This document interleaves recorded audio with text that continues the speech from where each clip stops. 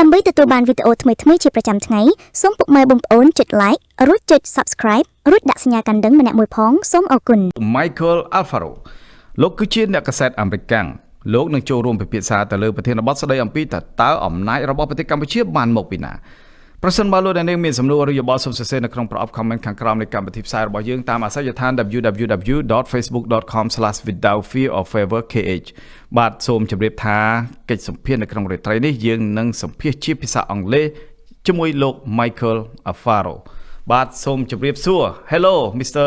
Michael Alfaro Yes How are you Jidip Su, I'm doing well here in the United States.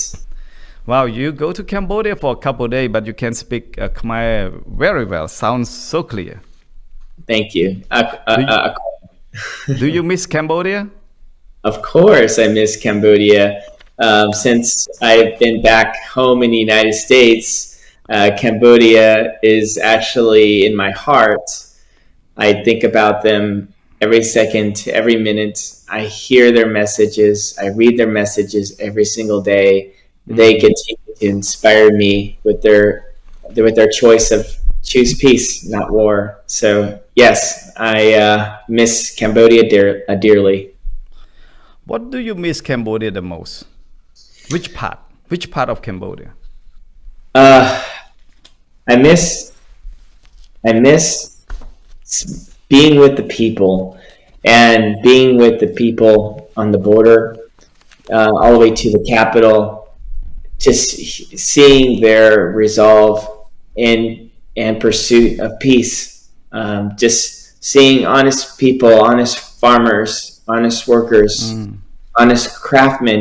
All they do is they live their daily lives, and they try to earn an honest living while you have an aggressor from Thailand who's locking them out of their homeland, who's locking them out of the roads where they can access food, medicine, and their jobs. And it's absolutely depressing to see everything that's unfolding and to see Thailand continue to violate the ceasefire that President Trump brokered. Yeah. Okay, Michael, before we going to the very deep into our conversation, our discussion tonight in Cambodia and the morning in America, I would like to, briefly a little bit about your trip to Cambodia. You have arrived in Cambodia on August 13, correct? After flying out from the United States and return to the United States by August 19, because you leave Cambodia in August 18 and arrive there in August 19. Well, I have to check my cell phone to be exact, but about 5 days, that's about correct. Yeah. So during that short visit, your Facebook Live report from Cambodia and Thailand border conflict zone reached a global audience, Since returning to America, you have continued to challenge Thailand and defending Cambodian online. So what drives you to take such a bold and sustained stance for now? Well, I wanted to travel to Cambodia to see what is happening on the border, because everything that I was hearing in the United States, it just didn't add up. It didn't make sense to me why this crisis is happening and where's the motivation coming from. So I decided to take it on myself. I contacted several news organizations, from Newsmax to One American News to Gary Franchi's Next News Network, who's now covering the story daily. And I asked everyone, would they please come with me? They all have White House press credentials. They all have White House correspondents on their teams. And we need to get the message exactly what is happening here, because there could be a breach of President Trump's ceasefire, and the war is immediate. And by the time we land, there will be significant casualties. But if we get there in time, maybe we can prevent a war. So the reason why I took this trip, even though all of the news sources refused to send in their cameramen and their journalists from the White House correspondent teams, is because simply I knew in my heart, if I go to the border and if I record live exactly what is happening and give my opinion on the border, it can prevent a war. And so I paid my own flight. I received credentials from the Minister of Information from Cambodia. I relayed to Steve Chung, the president's family, that I was going as, a journalist. And I went and I reported, and I think my mission was successful. We reached 9 million views in 1 hour, 100 million views worldwide to date, and still climbing and counting. I have gained 495,000 followers on Facebook organically in just 5 days. I mean, this is about 100,000 followers organically every day. And many pundits and many critics told me, nothing is going to come out of Cambodia. You'll be lucky if you get any retweets or any following at all. There's nothing here to gain from going to Cambodia. But I think putting myself on the line, my reputation, my family's safety, my safety, it just shows the world that they're wrong. That there are millions of people, 17 million Cambodians worldwide, that is calling on the world, the free world exactly, for peace and to choose not to engage in war. Yeah, Michael, traveling to Cambodia in the middle of the tension border conflict is a high risk, as you know that the decision was made is really difficult. So what compelled you to go there at that particular moment? And to be clear, was your mission entirely independent, or you were invited or supported by anyone in Cambodia? So you said that you just go there with your own money, right?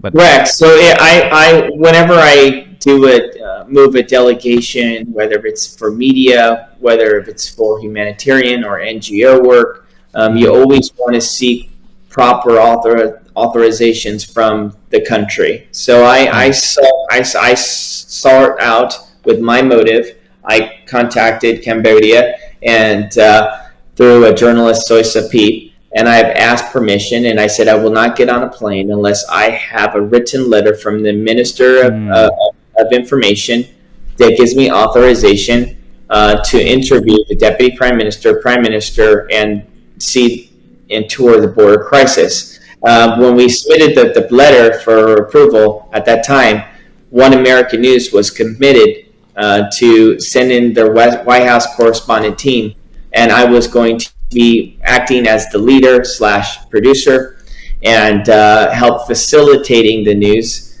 and not be on the camera. But everyone canceled the trip because they got a safety brief that a war was likely to break and there'll be casualties, and maybe for our safety we shouldn't go. But I gave my word to Cambodia that I would go and seek for myself. And to be honest with you, I'm biased towards Thailand. I have long business relationships with Thailand.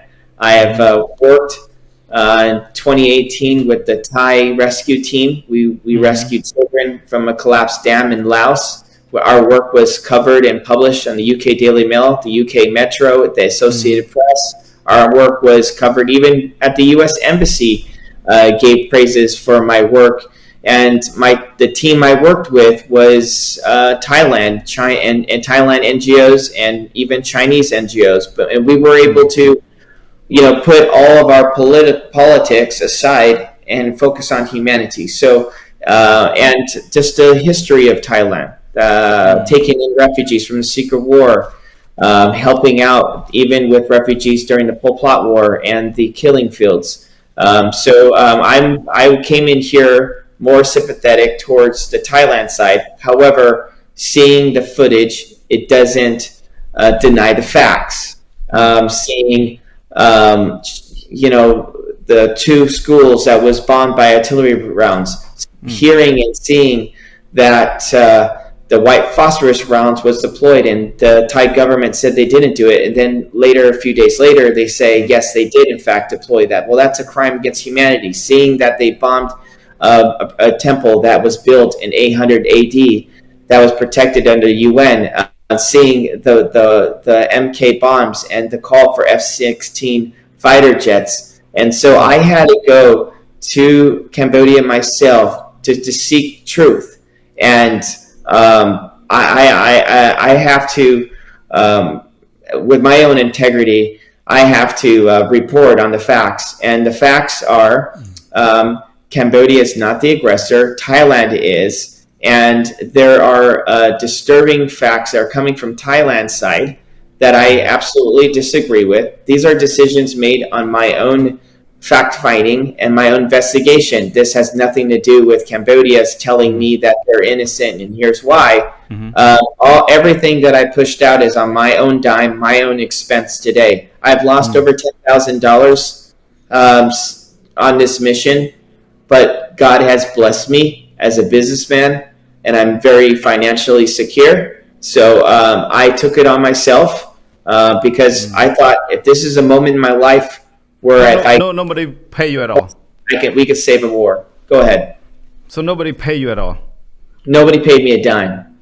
Nobody. Okay. So Right. I have a question. If Cambodia were to pay me $1, I would have to register under the Foreign Registration Act. I would have to disclose that publicly and file a report with the Department of Justice, the U.S. Department of FinCEN, which is our financial law enforcement, the Lobbying Disclosure Act from the House and U.S. Senate, and even the White House. And so, but I did not receive any payment from Cambodia's government. Yeah. I am not responding on behalf of Cambodia's government. I'm responding on the behalf of the American people, my own personal interests, and I am responding as a concerned United States citizen, and I'm acting in the capacity of a freelance journalist. Michael, how do you know Soy Sapip? Why you contact Soy Sapip? Why you able to contact him? Well, Soy Sapip put out, some news about renaming Highway 4 to Donald Trump Highway. It reached over 2 million views on social media. Prior to that engagement, I saw his social media post about defending their side of the argument that they are not, in fact, the aggressors, which got my attention. But I was watching closely, so I reached out to Soy Sapip. I learned that he was also part of the delegation of the 1991 Paris Peace Accords that helped establish what is, in fact, the country lines that defines what is the property and the rights of Thailand and what is the rights of Cambodia. So with all of his insights, I said, maybe we can do something. Maybe we can help bring this out to the mainstream or bring this news story to the United States. And so I engaged Soy Sapip, and I said, if you can give me a written letter with approval from the Ministry of Information, then I will deploy a team, or if I will go myself, and I will see it myself by firsthand, everything that you're saying, in fact, if it's true. Yeah. So, Michael, some critic question about your credibilities, pointing to your roles as a White House correspondent and suggesting that it is a misrepresent. So how do you respond to these criticisms, and what would you say to those who doubt to your legitimacy? Well, thank you so much for bringing up this question.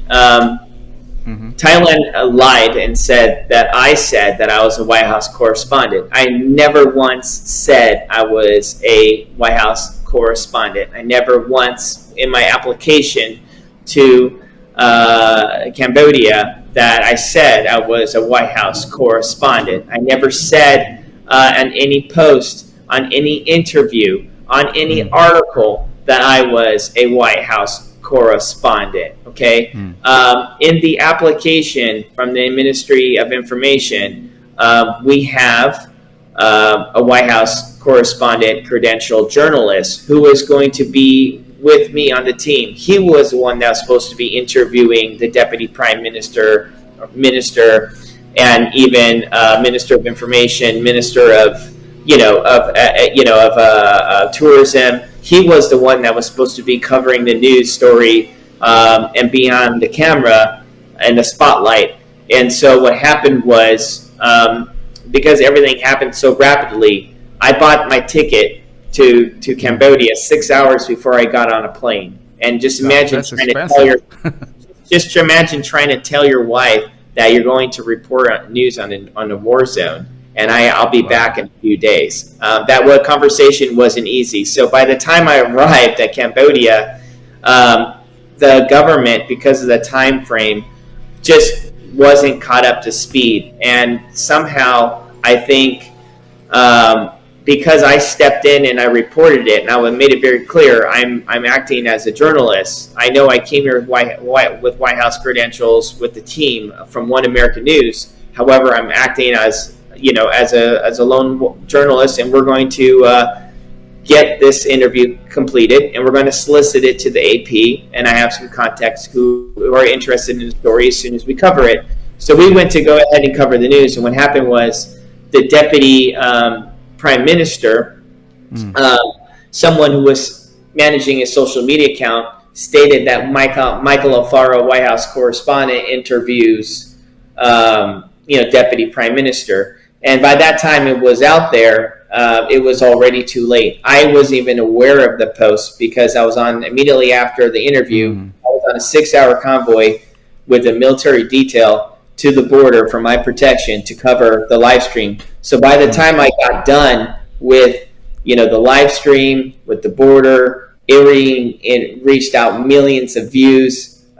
People are, I was branded as a White House correspondent, and I reshared it on my post, but I told them that you can go on Facebook and you can correct it. All you have to do is just remove the title and just say journalist. But it's already too late. It's already out there. And what Thailand is doing is they're using that the loss in translation of information. They're using it to discredit what I had to report and what I saw from my eyes. And that's their only defense that they have is a typo. But the question is everything that I've reported on, everything that I have said today is from eyewitness first-hand accounts. Everything that I've said and I've reported has been truthful. And the only defense that Thailand has is to find ways to discredit the reporting and to delay, and to hide from the truth. Because there's a saying we say here in America, he who hides nothing hides nothing. Go ahead.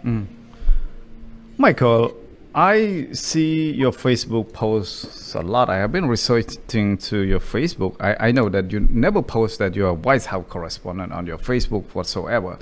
And also, I research a lot, go deep down on your photo. Your family have so much like a photo with President Donald Trump and his family. So tell me exactly what is your role with the family of President Donald Trump? Thank you. So my role has always been consistent for the past decade. I'm a consultant to President Trump's family in various capacities. I'm considered on what we call the unofficial side. Okay, so the official side is when you're a White House or federal government employee. The unofficial side is when you're on the campaign side, when you're trying to influence the American people to vote for, the President of the United States, the family.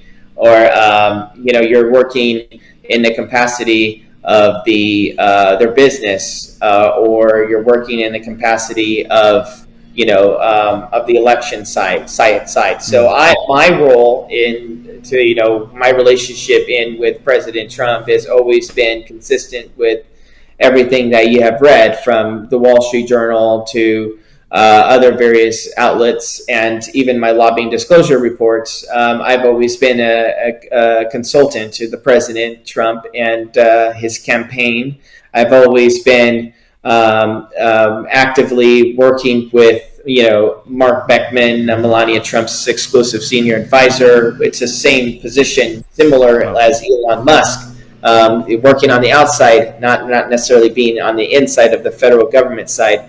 There are teams that we have in U.S. government. It's the unofficial and the official side, and I'm on the unofficial side. And so every day I was on the ground, I've been communicating with the president's family every single day, and I've been letting them know every step along my journey. They are concerned for my safety, and they know of everything. I even communicated with Steve Chung. I text him personally from my cell phone, my viral video that reached over 9 million people, and I briefed him through text, and he received it. And so that's my capacity. I know it's difficult. So you report to them all the time, right? So even you were in Cambodia. Did you still talk with the Trump families and also like Melania's lawyer regarding your trip to Cambodia? Yes, every single day, and because we work every single day together. So you can.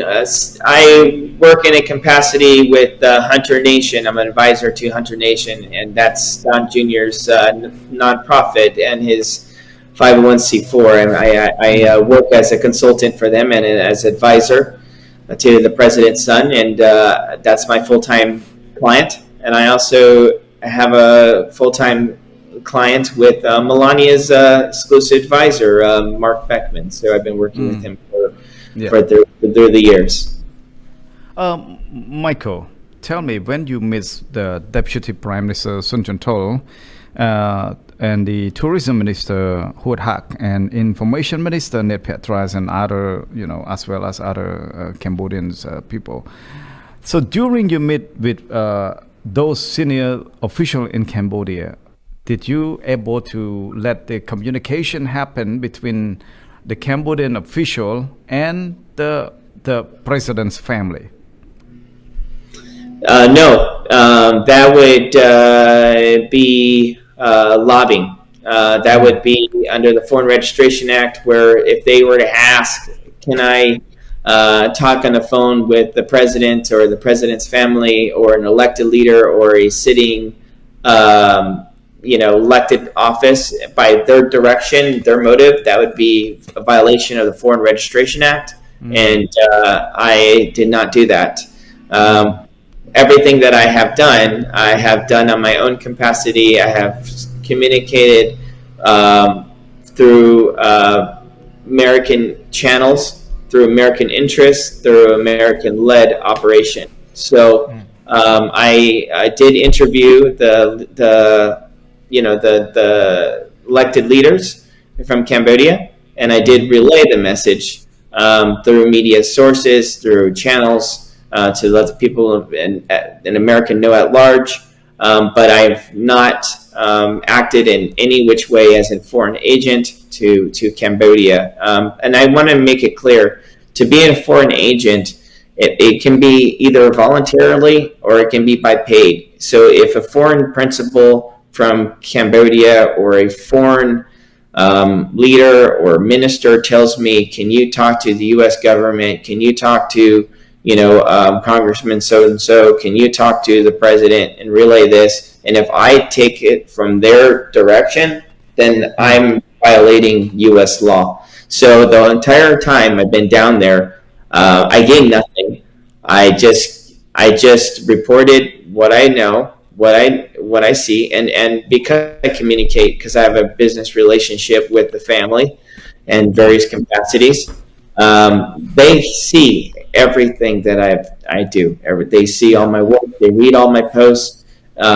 They laugh. We just laughed when we saw the fake news that Thailand pushed out that I'm not connected, or they laughed. We laughed about the one post that said Thailand said President Trump called me, or the U.S. Embassy called me, told me to come home.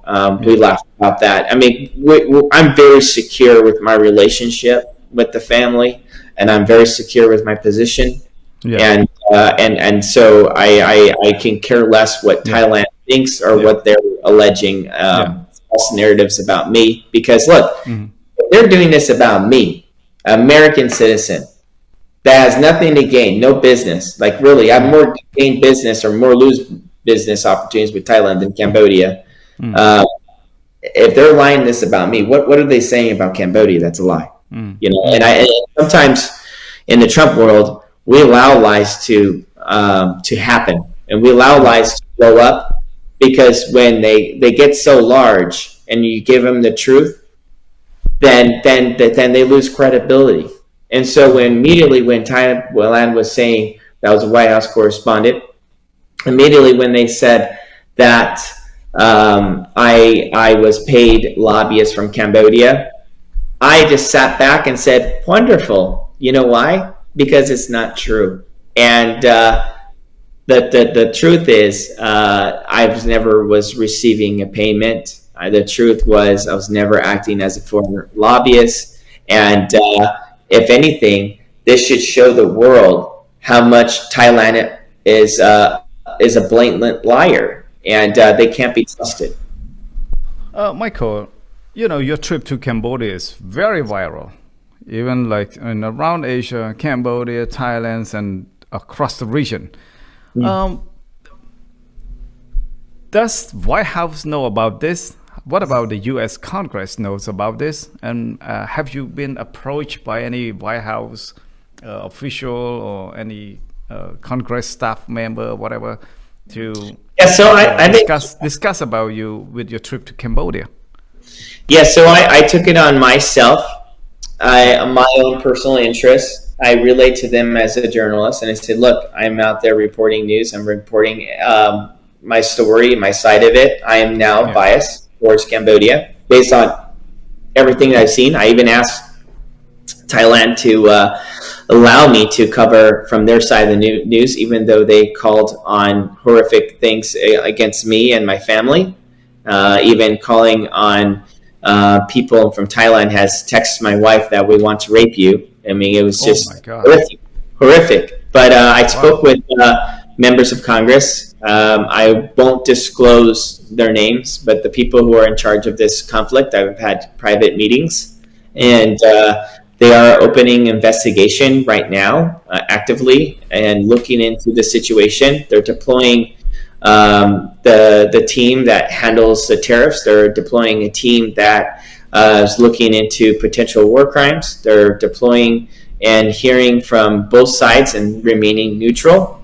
And September 3rd, when Congress gets back into session, meaning when everyone in U.S. government gets back to work, because right now they're on a recess, they're on a break. They're not actively working right now because there's a recess where it gives the members of Congress the time to report back home to their constituents and to talk about the things that they're working on. So right now we're in recess, but when everyone comes back to our office, I'm happy to report that the Cambodia-Thailand conflict is now number one on the list. And so they will, again, openly, I believe, address, from the United States concerns and address the problems of the potential breach and their perspective of Thailand. So I think we did our job, and our job was to command the world's attention, to prioritize Cambodia and Thailand's war conflict, because we don't want to see a war. We don't want to see Cambodians being bombed by F-16 fighter jets, their schools destroyed, their homes displaced, 1 million people being deported out of Thailand to Cambodia. We don't want to see Thai soldiers be stepping on landmines. I want to make it very clear that their Minister of Mines has the exact same maps as Cambodia does, and that was confirmed by the United Nations. They have the exact same maps that shows where these mines are, and even where people have stepped on the mine and died from it. And to wake up to the world, there are 4,000 people that die in Cambodia, Thailand border every single year. 4,000 people die from stepping on the landmines. So yes, this may be new news for the world, But in Cambodia and Thailand, this is the same old news story. And but the thing is that you cannot say that Cambodia is purposely planting mines in a zone impact area where all of these soldiers are dying right now. The landmines is 800 kilometers. 800 kilometers. Every 1 to 2 feet you have a mine for 800 kilometers. The United States has dropped all of these mines in 1970 with President Nixon and Kissinger. Okay, and that's no news. But why is Thailand continuing to put their Thai forces and walk through a rainforest where it's the second most impacted mine zone in Cambodia and in Thailand? It's setting your troops for a suicide mission. Yes, you may detect 1 or 2 bombs, but every 2 feet for 800 kilometers, there's mines, and you're going to continue to send in young 18-year-old boys to walk through a forest of mines. You're going to have casualty. And the minister of mines from the Cambodia is doing the right thing. He's saying, please stay out of this forest, stay out of this region. And he was the president, the sitting president under this UN committee that was in charge of all the mines for 100 countries. The successor now is from Japan. And he even confirmed himself that Thailand has access to the exact same data, the exact same AI, the exact same technologies. So why is it that Thailand keeps on reporting that our soldiers, just like today, they reported that a soldier stepped on a landmine and lost his leg? But my question is why are you sending your Thai soldiers to a mountainside, to a rainforest that has mines for 800 kilometers? There's no way that drugs, trafficking, laundering money is walking through a mine forest, literally a mine forest. It's not possible because you would die. We don't even have animals, and we don't even have birds that live in that area because it's just full of mines. But yet you keep sending in your young troops, and so it's problematic. And everything that I'm reporting on is facts. Michael, Thailand has officially blacklisted you and Mr. Gary Frenchy and banning you guys from entering Thailand. So do you see this is a personal cost of your advocacy, or do you regret the consequence? Have this action made you fearful or more determined? Well, I was really surprised because of all my great relationships I have in Thailand, working with actually the Thailand military on a humanitarian rescue in 2018, given that I helped improve trade relations, manufacturing, moving the auto industry out of China into the Thailand government. I mean, the Thailand actually manufactures the Ford F-150. All the cameras on the back behind the Ford F-150s, they're all made in Thailand. Even the framing of vehicles of the Ford F-50, and not just that, but even the automotive industry with Tesla, with GMC, with Ford, all of the shellings of the batteries of lithium that for electric vehicles are all actually made in Thailand. Even Kruger, so all your instant coffee makers, what it does is there's a device that takes the water and makes it hot very quickly, so you can have the instant coffee. That's all manufactured in Thailand, and I helped strengthen those relationships with the United States, and I even helped. I'm even a customer. I've ordered tens of thousands, if hundreds of thousands of dollars from Thailand, and I even helped facilitate teak wood. From Thailand, to export teak wood to the United States. We even helped Thailand with rare earth minerals. So I mean, my team and and I'm more on the back end of things as a consultant on the back end, advising companies that's working with Thailand. So again, everything that shows I should be, biased towards the Thai side. So when they're not allowing me to step foot, then I don't care. I can bring business to Cambodia. That's all that means. So if I ever go back to Cambodia, Thailand, then so be it. I'll go and we can do business in other countries and we can make them more fruitful. Because I think America needs to know who's the honest broker here. And I think the honest broker is now Cambodia. But before the Thais put you guys in the blacklist, also Thais official have invited you to cover story and report from the Thai side. And then later on, the Thais deny and rejects from proposing and inviting to report from Thailand. So can you elaborate on this particular moment for the audience?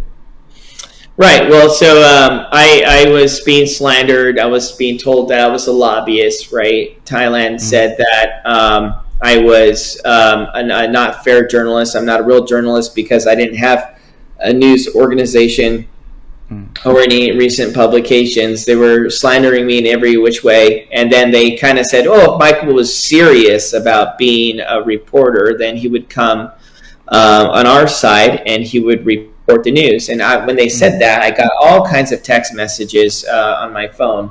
And I said, I would love to welcome that opportunity to hear from their side because I'm here to seek truth. And so people were telling me, the president's family saying, let's not engage here. It's concerned about your safety. And I said, no. If I'm here on a mission and if I'm here for truth, then I have to hear on their side. As a conservative, as a man of principle, you have to always hear from both sides to draw a line of who's right and who's wrong.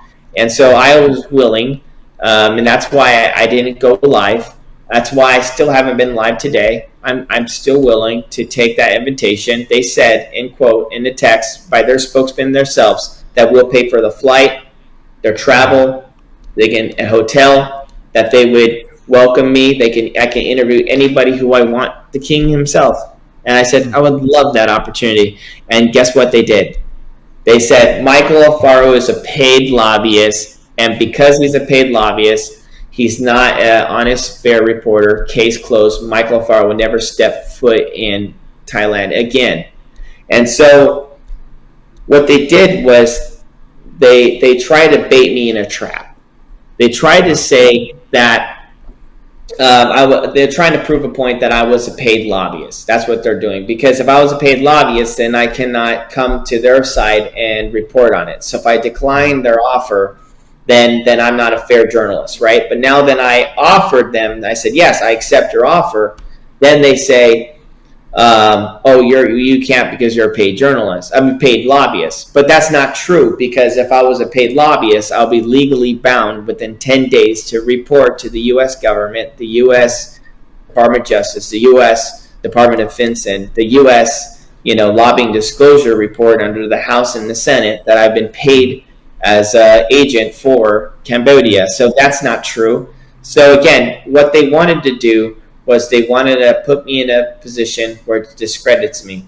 But if anything, me coming forward, willing to hear their side and be fair, and them returning, shutting it down with a lie, that only shows the truth here.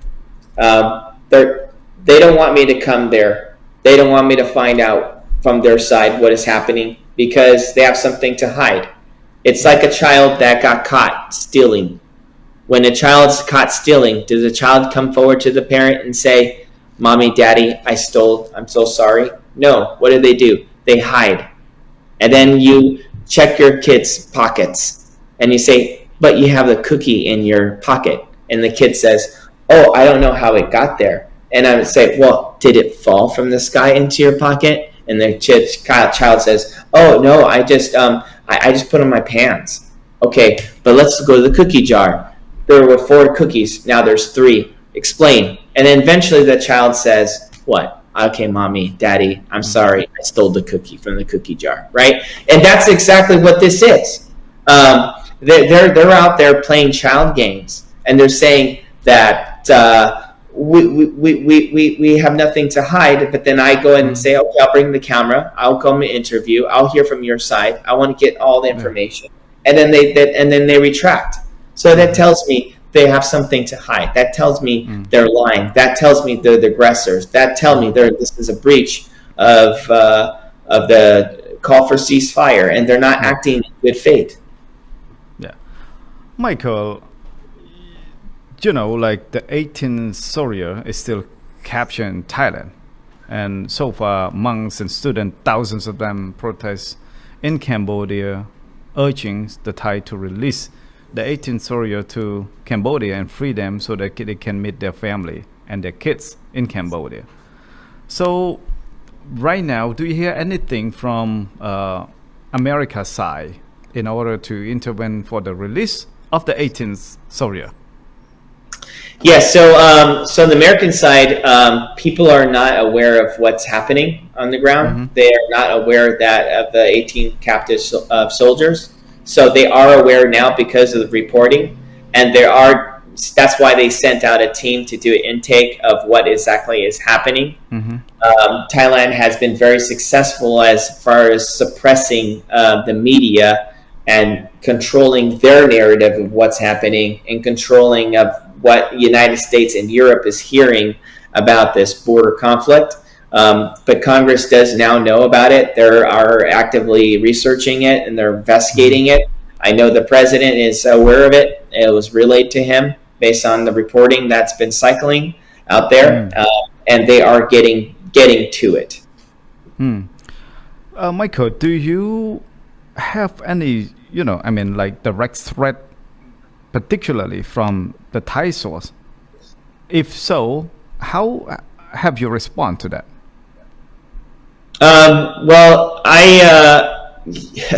When you have a multi-million-dollar smear campaign running against you, the only thing you can do is steadfast, tell the truth, tell the news. The Thai people, Thailand will not kill me, will not harm me. It's all a scare tactic to get me to be quiet. If they were to harm me, and if I were to be killed at any of my guest speaker events or be killed in American soil and they commit an act of terrorism crime against me, well, guess what? The United States will come in and give them the wrath of God. And not just that, but I have 500,000 Cambodians in Cambodia that love me, that hear my message, and I stand with them, and I know they stand with me. So nothing would ever harm me, and I'm not afraid. I'm not afraid of bullies. I'm American at heart, and this is how American spirits fight. Cambodians, they smile with a broken heart, and they're resilient in peace. But Americans, we stand up to the bully, and we tell them that they're wrong, and they need to knock it off. Michael, I want to ask you some very romantic question. Before you go to Cambodia, I'm sure that you're gonna tell your wife, and then your wife she just have a newborn baby. So this is a very critical moment. It's very hard for the decision for you to travel during you have like a newborn baby. So how do you manage that, and what do you tell your wife and your kids about that? Well, it wasn't easy. But my wife is a champion. So I have a newborn, he's 7 months, and I had to step away, and I told him, I said, listen, I understand that I'm not going to make any money on this trip. I understand that I was supposed to break even if the news agency from One American News was supposed to pay my flight and hotel accommodations. But I told him, I'm a man of my word. I'm a man of my word to you, my family, and to my business, and to my reputation. I have to keep my word. Otherwise, my word will have no value. And I have to go on this mission, whether I make money or not. It doesn't matter. And the argument went on. Why are you going here? You have no business. If we live here in America, like if the world falls apart, then how is that ever going to impact us? I said, eventually in time it would. But think about it from this perspective.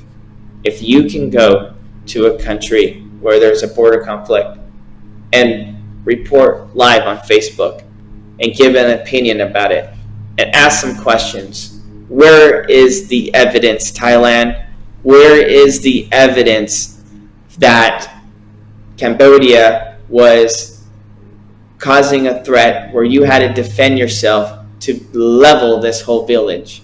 And if I ask that question, and if everything that I'm seeing here in the United States is true, and if I go to their soil, to their troops, to their border, to their wall, to their leadership, and if I ask them that question, and if we can prevent a war and save lives, well, that's the meaning of life.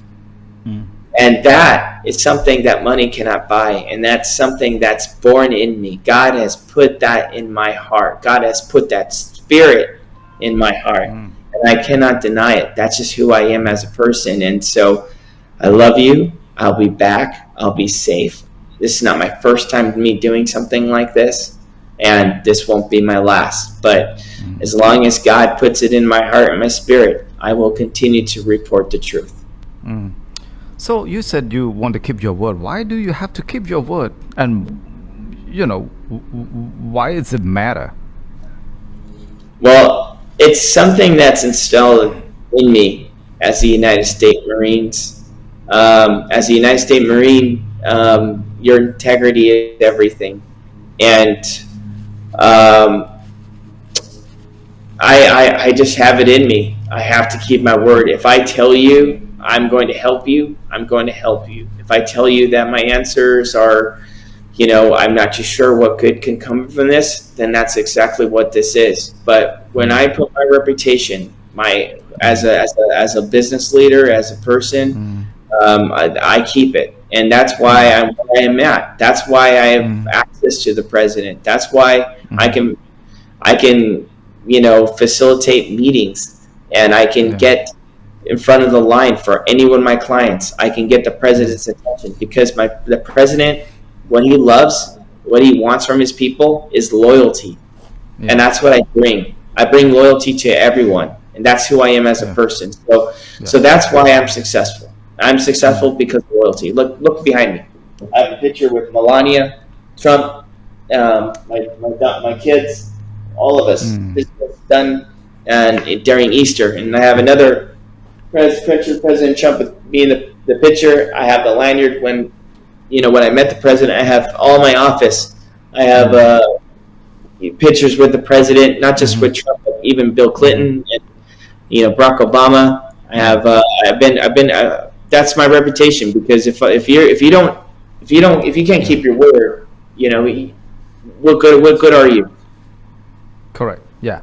So my other question, there was a report that Mr. Soysapip, a founder of the DAP News, proposed renaming Cambodian National Road 4 in honor of President Donald Trump.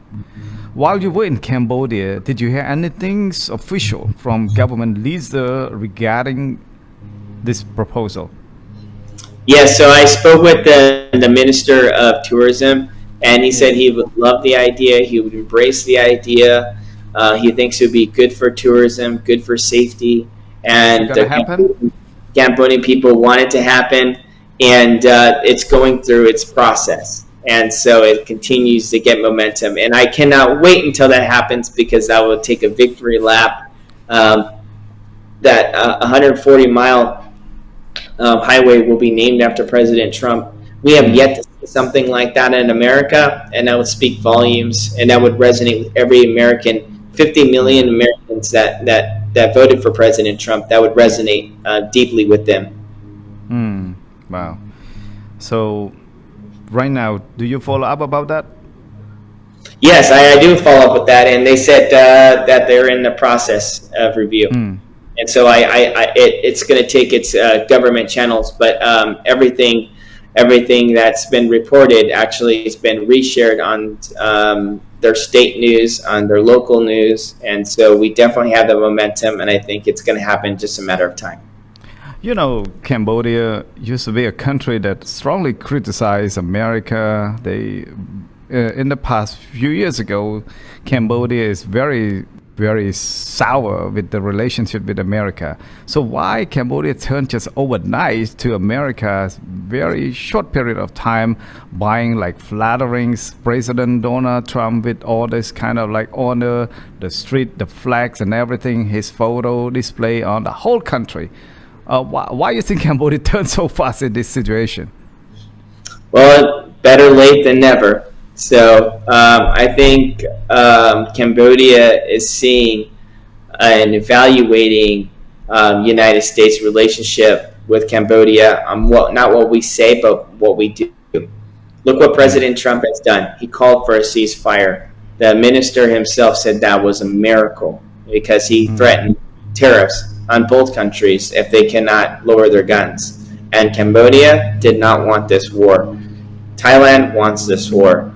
And so that in itself is a miracle because what they don't want is a war. That's going to set them back. They finally have peacetime for over 22 years, and now there's a war that's going to happen, and that's going to cripple their economy. And so they're turning to the United States because of the actions that we've done. My reporting forced the Thai king to call the prime minister. And he said, please take down the video. And if we can take down the video, we'll engage peaceful talks. The last time this has happened, there was a 7-year period of silence where Thailand and Cambodia did not speak to each other from the top senior level because you say the Thai king called to the prime minister in Cambodia to take down your video live? Correct. And that's why I took it down. I suspended it because I wanted to allow Cambodia and Thailand to have delegation. They need to delegate this problem. And so if I had a role in it where I shine light and they don't want to have a journalist, a foreign journalist or foreign person that comes into their conflict zone and shine light and criticize both one another, I'm okay with that. Because this is not about me and my popularity and my fame. This is about the solution. The solution is we need to end this war. The solution is 18 soldiers need to come home today. The solution is the dead bodies on the Cambodians from the Cambodian fallen soldiers on the soil of Thailand or Cambodian soil. They need to be able to retreat their lost and their fallen soldiers, the soldiers who died in battle. They need to get them home so their moms can properly bury them and give them the respect that they deserve. That is the mission. It's not about me. It's about the mission. And the mission is to end the war, to bring attention, to bring accountability, and to return the soldiers. As soon as the soldiers are returned home and the body are buried, I can go on and go on my life. But as long as Thailand is going to continue to hold these people against their will, refuse to comply with international law, and continue to call on harm on myself and my family and my reputation, well then guess what? I'm going to continue to speak up because the most powerful thing I have is my voice, and the most powerful most powerful treasure we have as American is the God-given right for free speech and free press and free media. Michael, Thailand is expanding its military power by purchasing group and fighter jets from Sweden and submarine from China. From your perspective, how will this acquisition shift the balance of power and impact regional security?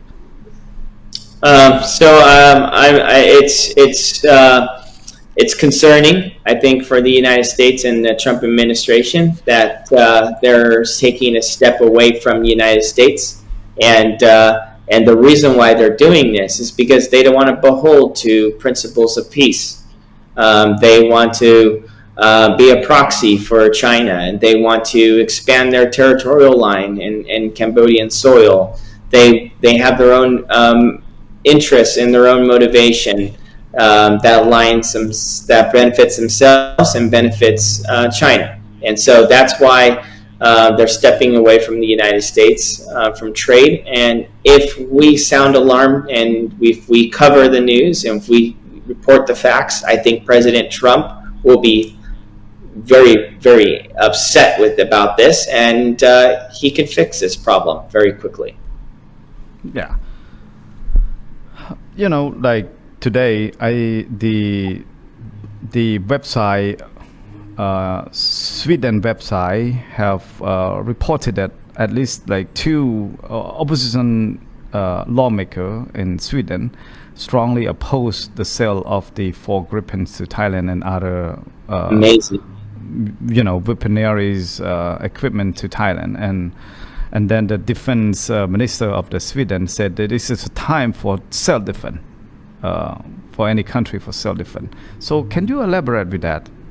Well, I think that's wonderful. That's wonderful that we actually have strong lawmakers in Sweden that's fighting for truth. They are aware of what the border dispute is. They know that Thailand is committing crimes against humanity. That's calling in fighter jets to displace over 35,000 people. And there are people that are speaking up. I would actually encourage to look into the 2 congressional leaders from Sweden, and maybe we should meet, we as a community, as the Cambodian community and Americans abroad, need to write to those congressional leaders and explaining what exactly is happening, and maybe they can call in for intervention to bring peace and stability in the region, and that we'd welcome not just United States intervention, but Europe's intervention. That is critical. That is critical for the longevity and the stability in the Southeast Asians and the Oceans Summit. So I think that that's terrific news. And the spokesman, the defense spokesman, of course, he's going to continue with the order because it brings in millions and millions and hundreds of millions of dollars, over $1 billion of sales, and it helps their economy because their economy is in debt because they're supporting a war in Ukraine versus Russia. So getting the financial support from Thailand is critical for them right now. But there are principles that we have as humans. We must avoid war at all costs. And I feel that if Cambodians and if the Cambodian government were to write letters to Sweden and expressing great concerns, lawmakers, I think this would be helpful because then they can intervene. And let me stress another point. Most of these rounds that are engineered, and even though they're designed and manufactured and developed in Sweden, most of the technology still comes from the United States. So as long as it's 5% engineered in the United States, President Trump can intervene and tell Sweden to not continue to deploy weapons to Thailand. He has that power and ability to do so. He can even threaten Sweden to defunding the aid that we support them for their sovereignty. So President Trump, at the bottom line, is in control, is in charge, and he can make the swift action as soon as he hears and truly gets to weigh in after everything goes through its own process. Wow. Michael, despite agreeing to the certain points ceasefire protocol, the Thai military continued to deploy barbed wires and use long-range acoustic device against the Cambodian civilians in Banteay Meanchey province. So what do you believe is the real reason behind this aggressive action?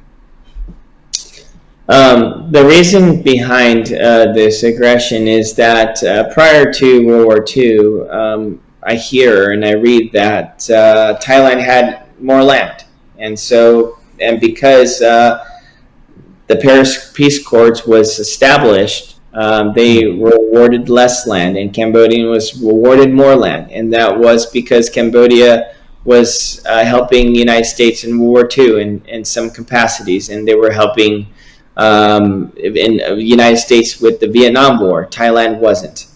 And so not in certain wartime capacities. And because of that, there was the lines were have been drawn. And now there is propaganda from China that's influencing Thailand, and Thailand is pushing out propaganda that the border lines are not fair and that they belong to Thailand. And it's been disputed over 500 years. Even the president acknowledged that. But the truth is, since 1991, we established the lines, and what Thailand's doing by violating this is they're testing President Trump. They're testing his resolve. How is he going to respond? And this benefits this war and disable to bring a what's the word, to bring a disruption in this in the Southeast Asians really benefits China for the long game. Yeah, so that's exactly what's happening. So buying this kind of like bullying, is there any gonna be a tariff consequence to the Thailand from the United States? President Trump said on the news, on Fox News, that if it continues, then he'll pull out of both Cambodia and Thailand. That's what he said. My suggestion is yes. I think that ultimately Thailand could face tariffs. Thailand could face tremendous hardship in other ways. Thailand can be blocked from replenishing their heavy artillery rounds to their high rockets to the mortars fires. And as soon as that happens, then it's obviously Israel will follow. Israel has sold a number of firearms for Thai forces. I think that just changing gears really quick, I think Cambodia should come out publicly and support Israel and support the call of the release of the prisoners held in captivity in Gaza. And because they have common grounds, they have common causes, they can come and say, look, we don't want war. The world doesn't want war. Return the soldiers home so we can end the war. Same thing what Israel's doing is the same thing what Cambodia is doing. And if they were to align with Israel, then guess what? Israel won't sell any more firearms to Thailand. And I think that it benefits when you exercise peace. Go ahead. Michael, do you intend to testify before the U.S. Congress on Cambodia and Thai conflict? If so, what key message would you deliver to Americans lawmakers? Well, I would welcome that opportunity. I would welcome to testify in open hearing everything that I've seen, everything that has been done, and I would report exactly what happened. You have two schools that was bombed by heavy artillery shells. Those heavy artillery shells were deployed from Singapore. Did weapons exchange for Thailand, and Thailand, leveled with Singapore artillery rounds. Two schools, and the only schools in the region for these people can learn how to read, write, and work in a factory. And they destroyed that. They also destroyed innocent bystanders' homes, leaving 35,000 people displaced. I would testify that the 1 million people that have been deported from Thailand to Cambodia, they haven't been given food or shelter or the chance to collect their personal belongings. They were left inhumanely. When Cambodia deports Thai people from Cambodia to Thailand, they're given a food box, water, the time they need to collect their personal belongings, and they deport them back. I would testify that Thailand said that they didn't use white phosphorus rounds, but later, a few days later, they came back and they said that they used white phosphorus rounds on people. And I would highlight the war crimes that they committed. I would talk about my video and how it went viral when I went to cover the border and the news and the threats that was told upon me, the lies that was said about me. I would come forward about the calling on the Thai Royal News, the Thai Royal Army News. They said they want to harm me. They want to rape my family. That this is who we're working with. And yeah, and we would have a deep, lengthy discussion. I would absolutely welcome that, because again, I hide nothing. I have nothing to hide. I have nothing to gain. The only thing I have to gain from this is my pride. My pride that by me reporting, by me speaking, by me sharing and bringing light to this border conflict, we can prevent a war. And that's what President Trump wants. Michael, finally, do you plan to return to Cambodia in the near future? If so, and what would be the purpose of your next mission? Well, my mission is solely focused on returning the soldiers home, returning the dead so they can have proper burial, to advocate everything I can in my power to bring peace in the region. I would love to return back to Cambodia very soon. I won't reveal the hand and what I'm trying to develop behind the scenes, but I would like to look at maybe some humanitarian possibilities, and also to see how we can continue to advance American business interests in Cambodia. And I want to see how we can continue to align with each other and to protect one another. So I will just keep it vague for now, but as soon as we have further development, I will gladly go public about my next move. But right now, I would say the move is in progress. But there's so many news in Cambodia reported that you plan to raising fund to build home and school for the people along the border that who lost their home, lost their school, and whatsoever. Is that real? So yes, I'm actively looking at it, but there's a number of things we have to look at. Number one is how much is the UN going to pay? What are they going to cover? How fast will the turnaround would be? We heard that Japan has announced to donate $1.8 million for the displacements of the families. So we have to figure out what the developments are that are. What we want to see is what are the actionable plans that's happening. And if there's a need and if there's a way where we can fill in a gap to help develop and to help rebuild Cambodia, then yes, I'm all in for that. And we're actively searching stakeholders, investors, people from the faith-based community, from the Buddhist and the Christian community that wants to help and help for purposes of humanity. And as soon as we get some commitments, then we'll probably make some announcements. But right now, it's all so fast, right? And two is that if we were to rebuild anything, we want to make sure that that rebuild is going to be safe, for the people. We don't want to rebuild and put people in harm's way, because the people suffered enough from Thailand, and we want to be thoughtful. So before we jump the gun, I want to make sure it's done right. And also, whatever you hear on the news, whether if it's from Cambodia or Thailand or the United States, if it's not from me, then it's not news. A lot of times people speak for myself, and I don't approve that, because it creates misinformation, like I'm a White House correspondent, and some other things that was said, like I'm a lobbyist for Cambodia. If you haven't heard from my channel, or if you haven't heard it from my voice, then it's not true. And also, there's a lot of fake portfolios out there about myself too. If it has a blue checker, then it's real. It's from Michael. Okay, if it doesn't have a blue checker, then it's not from Michael. My last question. What was the impression that Cambodian people leave on you? We want peace. In Cambodia, they don't say hello, they don't say goodbye. They greet you with a statement, we want peace. It reminds me of Israel. In Israel, is the only language where you say peace when you say hello. It means shalom. And that's what shalom means, peace. And because when you survive a genocide, they just changed the whole meaning of hello. It's peace. But Cambodia, it's a statement.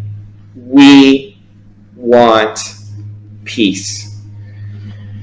From every child that you see that's 5, 6 years old, to every middle-aged adult, to the elderly in the wheelchairs, to the high-ranking officials, to the prime minister and deputy minister himself. We want peace. And the impression that they leave on me is this is a country that survived 2 genocides, a ghost mountain, 3 million people dead, and they're cherishing every second, every day that they don't have a war conflict. And they're so happy for 21 years not having war. That's their pride possession is peace. And I want to be on the side of peace. I want to stand on the side of history, of resilience. I want to learn like the Cambodian does, like they teach their young people. They smile with a broken heart when things are just bad. It's just best to be smiled, because if we cause disruption, there could be another war. I want to learn to fight like that. But again, the impression that they leave on me is love.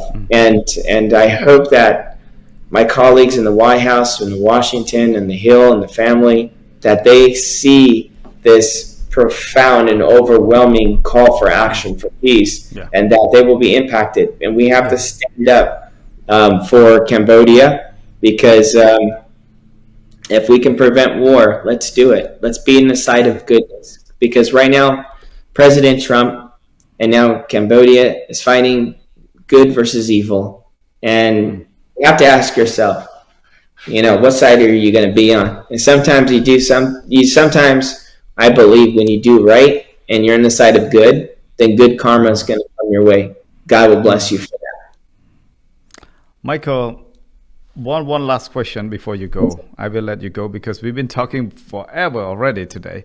And like the announcement about you and Mr. Gary Francis to receive the Bravery Reporting Award in South Carolina, that is by the Cambodian Association of North Carolina and Cambodian Association of South Carolina. They joined together and give you a big trophy, a big award on the September 7 in Spartanburg. So what would you say about that? Well, it's an honor. But the real heroes are those that are still trapped behind enemy lines. 18 soldiers that are still held in captivity, the dead that has yet to be returned. But if I can have a small part in it, and if we can continue to empower the Cambodian community so they can have a voice, then I will be on the side of truth. I want to also leave it with this very, very important message that I have yet to address Cambodia. Seeing recently the developments where the Thai forces came in with guns, machine guns to be exact, and they're setting up the barbed wire borders with the tires, and you see the innocent people that are responding with bamboo sticks. I want people to know where your camera comes from is your God-given ability for free speech. Record. Take your phone and go live. It doesn't matter if you have 1 follower, 2 followers, 3 followers. Nothing, no lie can ever triumph truth when you're just recording. If you see a Thai soldier in your neighborhood that shouldn't be there, take your phone out and record. And have your friends and your neighbors neighbors record. And you just start telling exactly what's happening on camera. Because your video is circulating the Cambodian community, and eventually it'll make its way